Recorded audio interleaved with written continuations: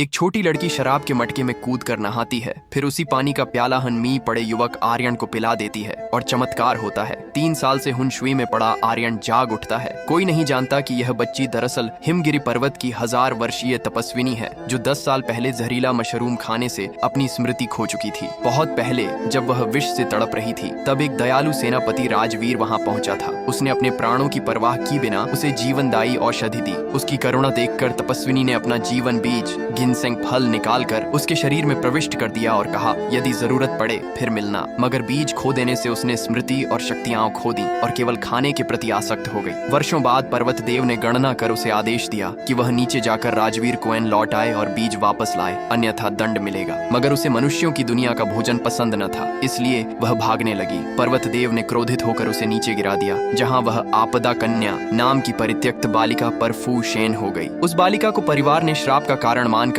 हिमगिरी के नीचे फेंक दिया था। अब तपस्विनी उसी शरीर में समा गई और तभी उसे जीवन बीज की गंध मिली। उधर लोहिया हवेली संकट में थी। राजवीर सेनापति वर्षों से शीजोंग था और उसका पुत्र आर्यन भी महीनों से हुनशुई में पड़ा था। परिवार के दूसरे बेटे रणदीप ने राजवीर द्वारा छोड़ा गया जीवन बीज निकालकर तपस्विनी को बुलाने का प्रयास किया और वह सचमुच आ गई। जब रसोई में तांग बन रही थी, वह मौका पाकर भागी और गलती से आर्यन के कमरे में पहुंची। उसके चेहरे को देखते ही उसे राजवीर की झलक मिली। वही आभा, वही करुणा। आर्यन के शरीर पर मृत्यु की छाया थी। तपस्विनी को याद आया कि उसके स्नान जल से हिमगिरी के जीव स्वस्थ हो जाते थे। उसने जो गैंग में कूदकर खुद को लगभग बेहोश कर दिया और एक प्याला जल आर्यन को पिला दिया। अगले ही पल उसके घाव भरने लगे और लड़की भी हुंदाव हो गई। उधर रेणु वर्मा परिवार की अहंकारी महिला हवेली पर हमला करने आई थी, मगर जैसे ही आर्यन जीवित बाहर आया, उसकी सारी अकड़ मिट गई। सभी ने छोटी लड़की को चमत्कारी देवी कहा। जब आर्यन ने उससे कोई वर मांगने को कहा तो उसने जीवन बीज मांगा। बीज छूते ही उसे स्मृति लौट आई। यह वही बीज था जो उसने कभी राजवीर को दिया था। वह कांप उठी, एन लौट आने आई थी।